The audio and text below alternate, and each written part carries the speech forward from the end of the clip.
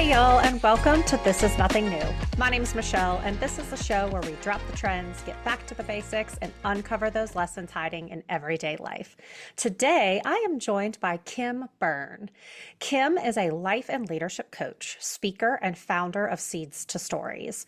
She helps women navigate major life transitions by sorting through the roles, expectations, and the old definitions of success they've collected along the way, all so they can reconnect with who they are now and build a life that feels more honest. Kim, welcome to the show.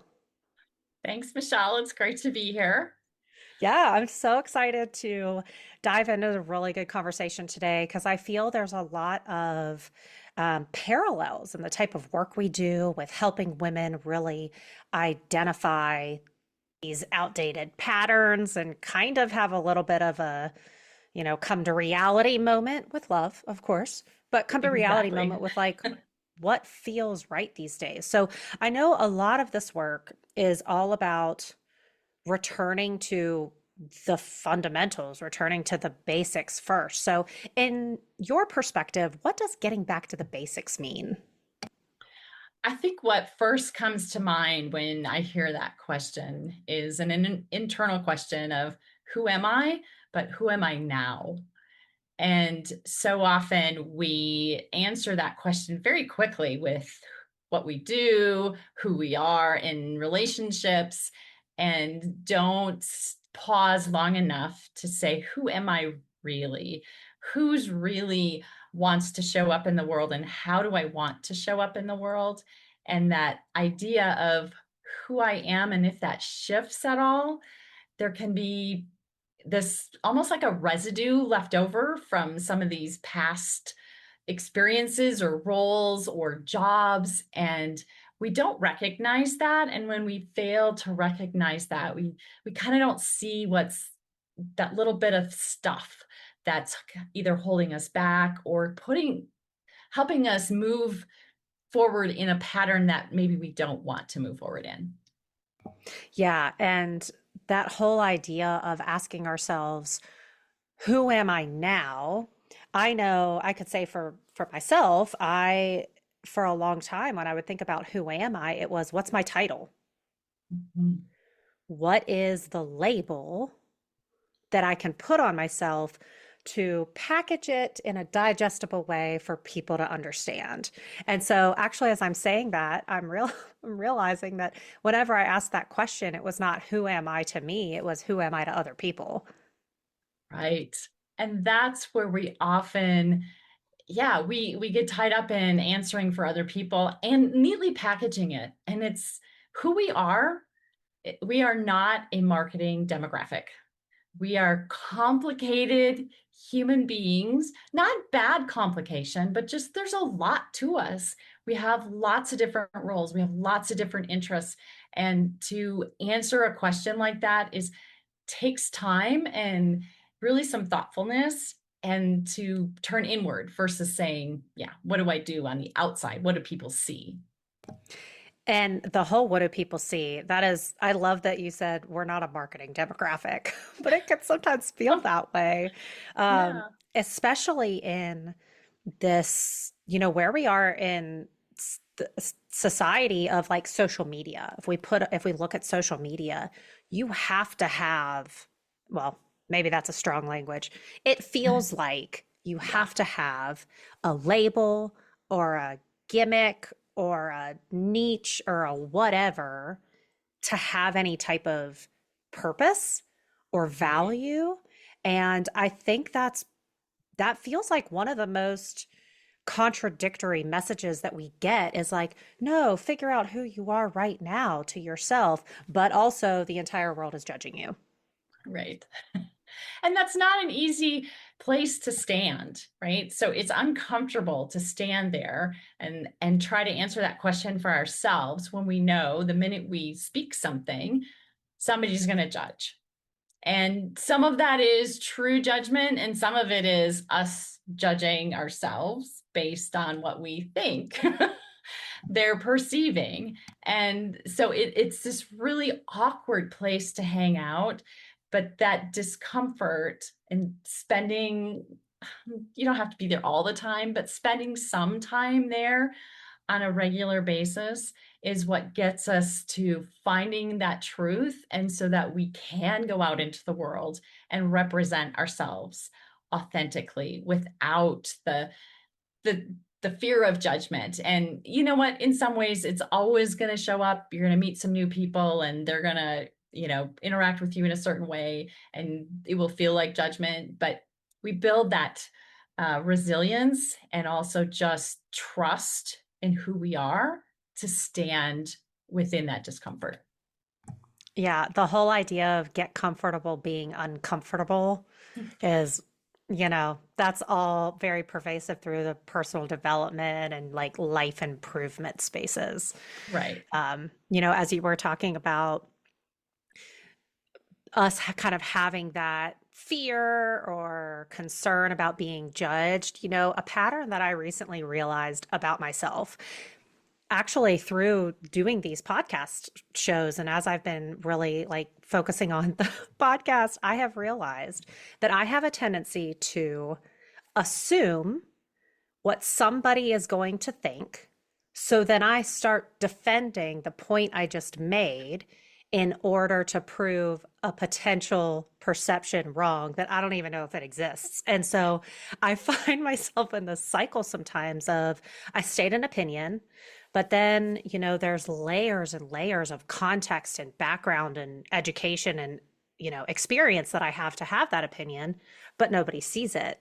So then I feel like I have to defend it before anybody even judges me for it. And it just turns into the spiral thing. So it's like, Right. we're talking about kind of who we are and all of these different identities that we carry because we're not, I'm not just Michelle here and now today. I'm Michelle with 30 plus years of life and Mhm. multiple different industries that I've worked in and all of this experience that you don't necessarily see Right. today unless I tell you about it or unless you knew me in a past life. Right. And, when I think about this idea of past lives, I know we have some of this in common where we've both lived a lot of chapters in terms of career and professional work.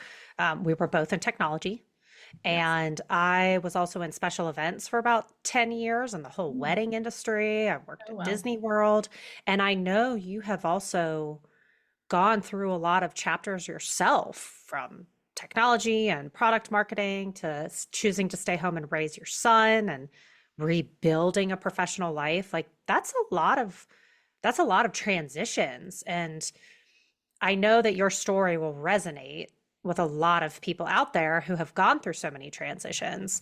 Um, I would love for you to share a bit more about what that experience was like. Like, how did you know it was time to make some of those transitions if you sit and reflect on it? Well, here's the thing. You can look back and say, "Oh, that's when I kind of decided I needed to make the transition." But when you're going through it, there's really no certainty. There is leaning into who you are and trusting that that is the right choice, and there's no wrong choice, right? Because we make a choice and then we decide, is this really aligned with me or do I need to pivot? And it doesn't mean a complete throw everything out and come back to square one. It means I need to change something a little bit. And for me, that became really tangible when, after I had worked for 15 years in corporate America, from Fortune 500 down to a startup, and had seen that whole gamut and had really loved and enjoyed what I did when I was doing it. But when I was part of a downsizing and I had to make a choice, at the time it felt very, I should just go back to work, find another job. And I had gone through a fair amount of process to become a mother, and stepping out of the productivity realm and feeling my value in being able to stand in a meeting and present my ideas and have people from the CEO across the organization be responsive and praise me for what I was coming up with, to saying, I'm going to step away from that. And suddenly my value was in question. And I know a lot of that was coming from me, but I also experienced that from other people of little comments like, well, what do you do all day? And how can you be busy? And well, when are you going to go back to work? And that was a really big challenge. And I know a lot of women have gone through that. They've made that decision. And it made me question. I had to really hold firm to knowing this is who I am. And I'm making this decision today. I didn't know at the time how long I was going to stay at home with my son full time, but it felt very true to me in that moment. And that ended up being, 10 plus years. And then I had that moment of truth again where he went off to college and I was thinking I had everything figured out and I'm going to do these things. And then suddenly I went, I need to check back in with myself. Well, actually, I didn't say that. I felt that like nudge that like something doesn't feel quite right about that.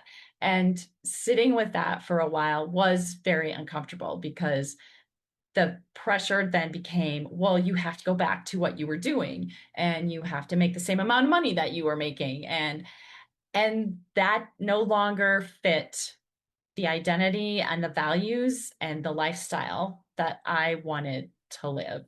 So again, making that like choice of, okay, who am I? Who am I now? And that's, 10 plus years past that last decision.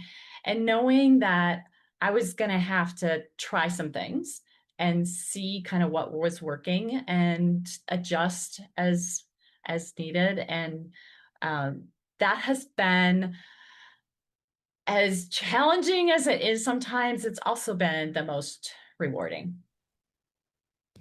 And that feeling of your value being in question when you move away from a specific role or whatever it is, I mean, is so real. And I think that's why a lot of people stay in positions that they are miserable in. Yeah. Yeah. Yeah. I've know of someone who was in a management position, had worked their way up to that position and was miserable and decided they wanted to pull back to more of a hands-on role and not have management responsibilities. And that was being true to who they were at that moment. They had experienced it and really went, this is not who I am and who I want to be. And the release that came with that and the just comfort in life that came with that.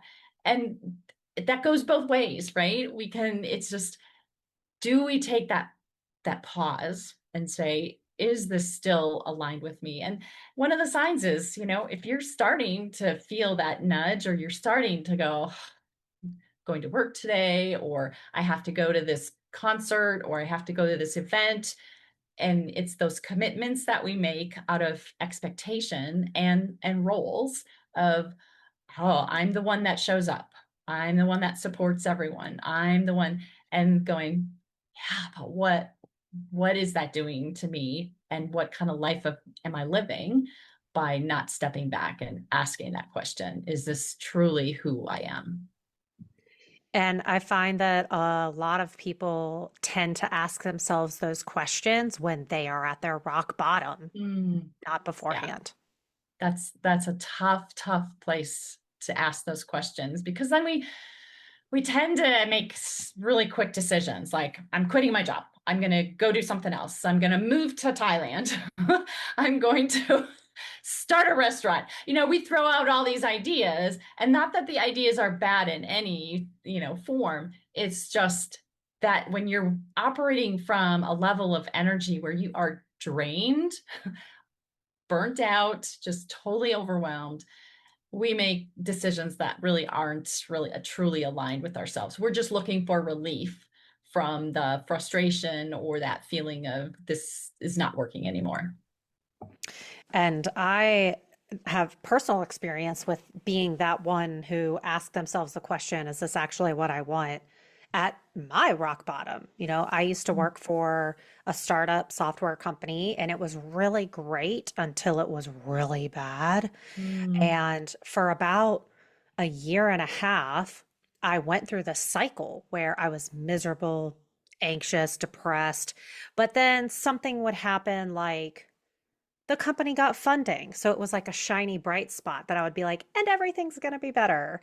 And then I would keep going through the cycle of knowing I wanted to leave. But at the time, I was also I had the highest salary in our household. We were on my insurance. It was all of those practical things that I was just explaining away how truly miserable I was until I got to the self-awareness point where I hired a therapist. And I Mm. hired her and I told her, if you've ever been in therapy, they usually ask you like, why are you here? And I told her, I'm here because within the next 6 months, I want to quit my job and I don't trust myself to stick to that. Mm. And I need somebody to hold me accountable. And so it was this process of figuring out what I really wanted and learning what all my best excuses were that I could excuse away anything. Uh, until it finally got to a point where I was at my own rock bottom, and my therapist asked me to take everybody else out of the equation, which is really hard for a recovering people pleaser. Mhm. And she just said, what do you want? And I said, I would quit tomorrow. And it was the first time I had ever like said that out loud and given myself that space. And in the next few days, I did. I put my notice in. But it wasn't just that I was leaving a job. I remember on my last day, I got out to the car and I sobbed uncontrollably for like 30 minutes. And it was this mix of joy, relief, but also I didn't leave for another job. I just left.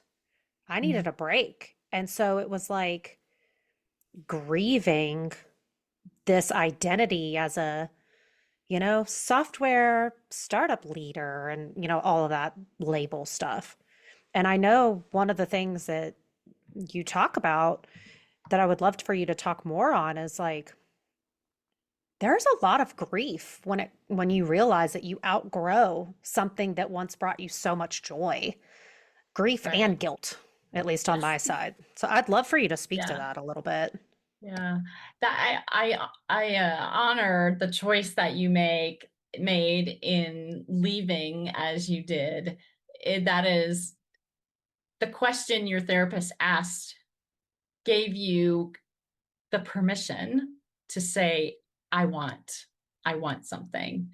And even as I say that, it kind of gives me the chills because it's hard to say that and to say out loud what you truly want because of all those things that are floating in your head of like, be responsible. This doesn't make logical sense, right? We sit in our heads making those decisions versus I think that's why I get the chills when I say it is because it's the body's responding to that energy of truth. And when you leaned into trusting yourself to make that decision, it doesn't come and you go, yay, and that's it. There is that grief of, gosh, now if I go out to dinner with friends and they say, Michelle, what are you doing? And you don't have that title and you earned a very important role in a company and you were valued for that and praised for that. And when the answer is silence or I'm exploring or whatever the answer is, learning to bake bread, and we can kind of laugh about that, but on the other hand, that creative action is what kind of opens us up to understanding that it is grief of this role is no longer part of who I am. It's still part of, I'm going to restate that. It's still part of who you are. It's just not currently who you are. And so many pieces of that you will carry forward, but you will leave behind the frustration and the anxiety. And I can tell you, when I left my job, there was, as much as I loved it, um, there was just a lot of pent up anxiousness and tension that went away. And I referred to it as my detox period, and said, you know what, I gave myself 3 months and to really just try to let it all go. And I didn't have a place to go to that felt like I was going to be valued. Now, my son was happy to have me around, sure, but he wasn't paying me. And and the title of mom is awesome, but we have grown up in this culture where what you do is your value, and trying to find that value in a new role it doesn't come instantly. And we intellectually, I think it comes pretty quickly, like, oh, okay, I'm a mom, I'm creating a lifestyle for my family, and I'm teaching my son things and taking him places. And but it took a long time. I don't have a date on that one, but it took a long time for me to, when somebody asked what I did, have an answer that I felt kind of where I was valued, and leaning into um, my own sense of value when I said that. And for a while it was uncomfortable. And when my son went off to college, it was like, okay, I'm not a mom anymore. Well, yes, I'm still a mom, but I not needed. It's like I was not needed at this job anymore. And now I'm not needed at this mom role anymore. So where do I put my energy? Where do I find that fulfillment? And that can stir up a lot of feelings of, you know, going through college and you had a plan. I know you're like me, Michelle. Like, you had a plan. And you execute on it, and it's like, whoo, top of the mountain. And then the plan changes, and we're kind of faced with, gosh, I don't, kind of feels there is some grief there of, that's not how I expected my life to go. But then you can flash forward another 10 years, and I'm looking at it going, you know what? Those were the things I needed to go through to get to this point.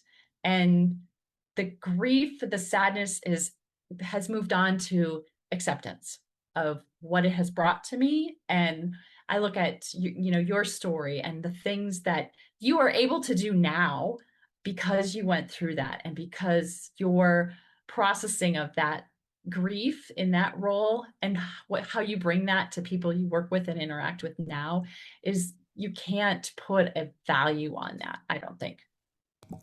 And I so agree with you when we're like, oh, when we look back 10 years, it's so easy to say, look at how great those lessons were for me now.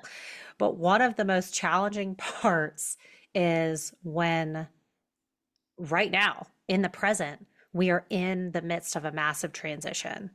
And like intellectually, we know it's teaching us something. We're going to get through it.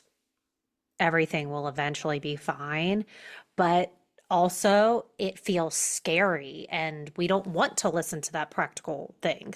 So when you think about, I know some of the work you do with Seeds to Stories and really helping people navigate through some of those transitions, like when people are in it, like in that storm of confusion and chaos and transition and doubt and all of that, what are some of the kind of the back to the basics, those fundamental things that you encourage them to do first or to look for first?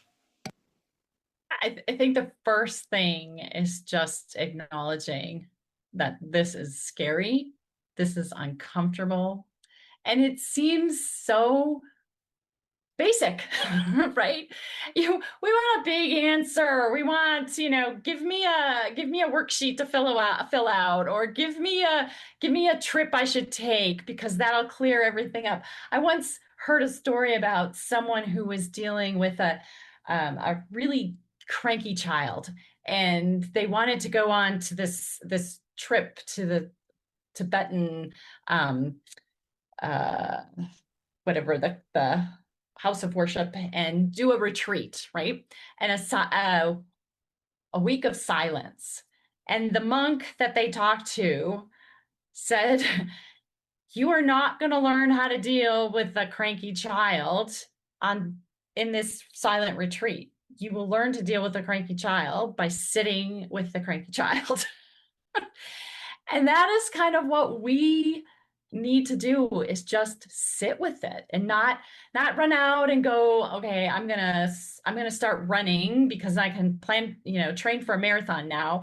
And it is sitting with that discomfort, and it's not like days of it, but sitting with it long enough to first just say, what is it?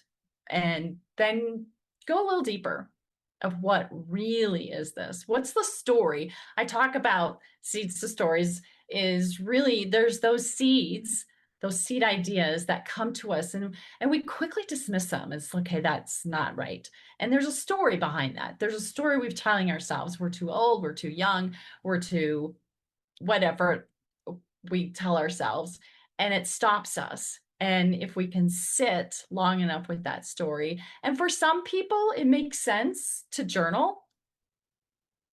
I know sometimes I can go in and I can journal, like, I'm going to write the the next great epic story. But there's other times it's just not, this is not me. And knowing who you are and how you process things to be able to, maybe it is take a walk. Maybe it's some people, it's talking with a friend. I'm a soundboarder, but when I need quiet, I really need quiet. And otherwise, I'm hearing everybody else's thoughts.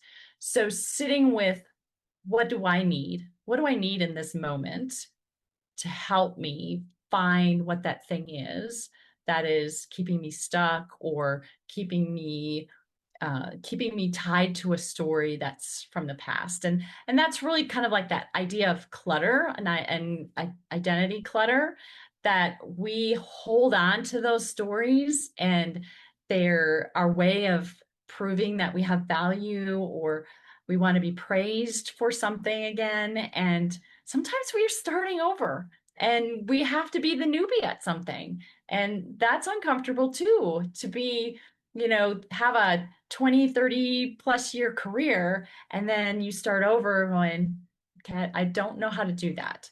Or I should know how to do that because, gosh, I've been around for a long time. And those are the stories that kind of get in the way and don't allow us to be different. So you really look at that as that's focusing on the past.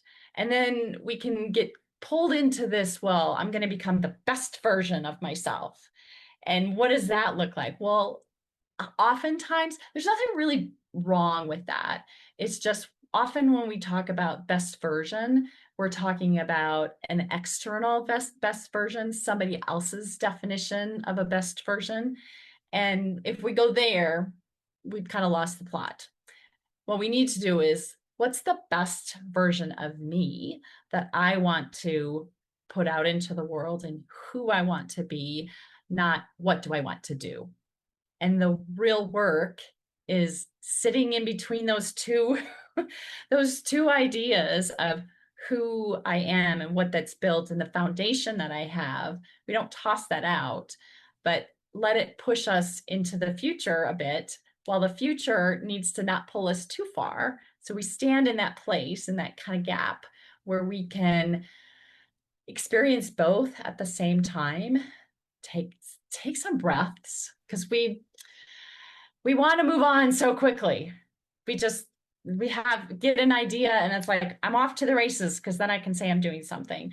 Versus if we slow down and just say, is this who I am? And that does sometimes take talking to someone else, a trusted friend, somebody that knows us, but sometimes not doesn't know us too well, because they'll ask us some tough questions, right? And I mean, those tough questions are, they're uncomfortable too.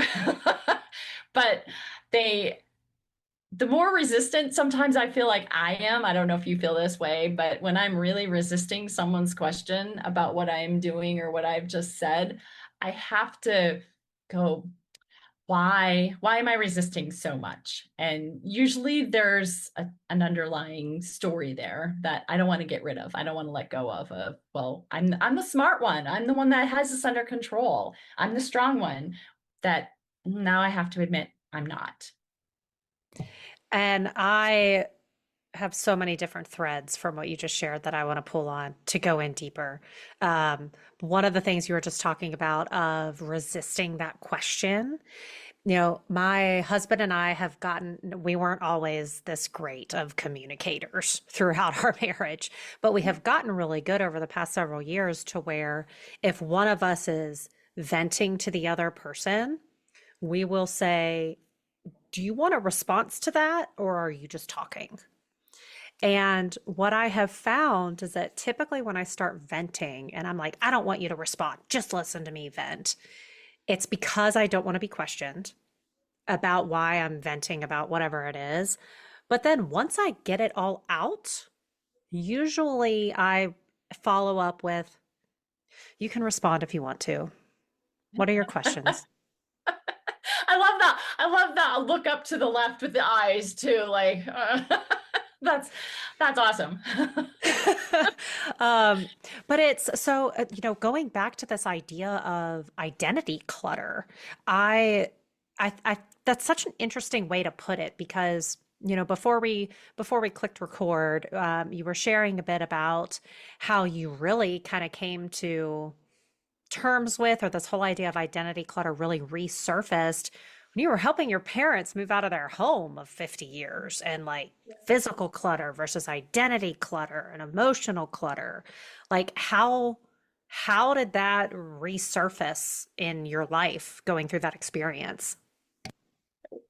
What it really brought home to me was, yes, I was helping to move my parents. They had lived in this house for over 50 years and they had a lot of stuff. And a lot of it was tied to who they were. My mom, especially, she was a crafter, she was a sewer, she did stamping, she had all these things and all these products. And she had saved a lot of letters from her family and as we were started going through these things, it would have been very easy. And I'll be honest, every once in a while, it was like, can we just like move this? We're at a time crunch here. Can we just move this along?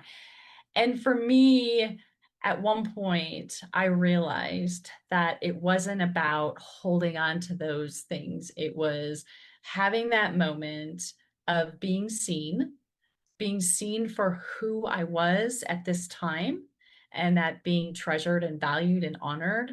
And then that ability to let it go came much easier than if we had just said, okay, you have 3 boxes of fabric. I was going to say that, but it was probably more like 30 boxes of fabric and we're just going to move them along. There was some special fabrics in there. And to tell the story behind that, once it was told, she was able to release it. Now, if you ever go through this with a parent or somebody, and you're going through a bunch of stuff, the first thought that came to mind when I got home is, oh, I probably should do a little bit of this myself. And so I went down to the basement and I pulled out a box that I knew was from when my very first job experience, the first 5 years. Now I didn't have 5 years worth of stuff, but I knew that's the time frame it was. And I pulled it out and I started going through it. And some of it was like, okay, there was performance reviews in there and so forth. And it's like, okay, that's kind of easy to let go of.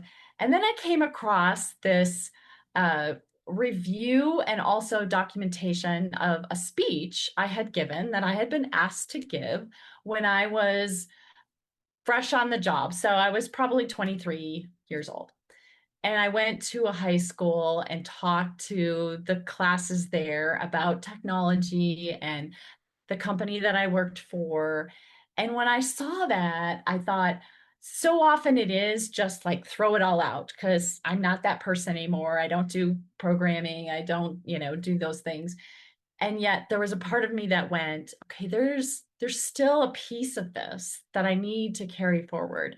And that was the genuine enjoyment that came with sharing ideas and interacting with people. I had totally forgotten this. Going and standing in front of this class, I remember I was nervous, but standing in front of this class, a bunch of high schoolers, and asking questions, and as nervous as I was, the enjoyment that came from that. So this idea of processing our identities, not just to let them go. There are the things that we do need to let go, but there's also the nuggets in there, and being intentional about thinking about those old identities. And it's clutter is kind of that part you want to get rid of, but there is the parts of it that you want to hang on to, and honoring what that brings to your life, in this moment today. Yeah. So, what are some of the parts of those old identities that you still keep and treasure with you today? There is I think when I first started working, I attended a party for someone he was retiring, and he had been there for 40 years, and I had been there for a couple months. And when I walked into that room, it made me think, is this who I'm going to be 40 years from now? Because it was a really good company. And do I, is that who I want to be? That one little lesson has stuck with me for all these years. And even as I move forward in my career and interacting with people and understanding that I no longer wanted to be a programmer, but problem solving and soundboarding with people and coming up with ideas and figuring how to take something that's really complicated and make it simple or simpler, easier to understand, were things that I could take from those early years and still apply today as part of what I do and as I interact with people to kind of look at those identities. There's lots of them, and they can feel like overwhelming because there's so many of them. But paring it down to, yeah, what are those patterns? You used the words patterns early in our conversation, and seeing what those patterns are so we know what that can help us determine what to hang on to and what to release. Yeah. And it sounds like those are a lot of seeds that you have carried with you into Yes. who you are now, seeds to Yes. stories. Yes. I love, okay, I love good metaphors. So, metaphors and acronyms, acronyms is something I took from you. Appreciate that from the high tech world. Everything's an acronym, right? I still appreciate that because that is that idea of there's a lot here, but if I simplify it down to a 4 or 5 letter word, I can remember it. Yeah, absolutely. Oh man, Kim, I feel like we could talk for hours and hours. So maybe we'll have to do a part two one day. I know that would be Um, fun. I love it. yeah, but as we are kind of coming to the close of the show, I always ask my guests to share a final reminder with the listeners. So, what do you want to remind the listeners of as we are closing out today? I would encourage your listeners to, first of all, listen to those nudges where something is uncomfortable. And you are probably standing in some kind of gap of knowing you need to do something and not sure what to do. But as you stand there in that gap of discomfort, thinking about asking that question of who am I now? And allowing that to reveal the identities from the past, the hopes for the future. And while that sounds kind of, I don't know, fluffy when I say it out loud, I think that's basically what we need to do, is to stand there and then do the work of figuring out, who am I now and how am I going to show up going forward, and sitting there with it for as long as, trust yourself, lean into your intuition of how long you need to sit there. Beautiful. Kim, thank you so much for your time and sharing some of your story and some of your lessons. I really appreciate you being here. Oh, thank you, Michelle. This was so much fun and I enjoy talking with you and you bring so much to, I think, your audience, and it is that whole idea of getting back to the basics, and we need to hear these things more than once, and I hope they enjoy this episode as well. So Yeah. thank you. Oh, thank you so much. I really appreciate that. Y'all, everything we talked about today, they were reminders. They were just little nudges to get back to the basics. And like Kim said, there's power in that discomfort. So sit in it, listen to what it's trying to teach you, and I know you will grow from there. All of the ways to connect with and learn more about Kim will be in the show notes. So until next time, I'll catch y'all later.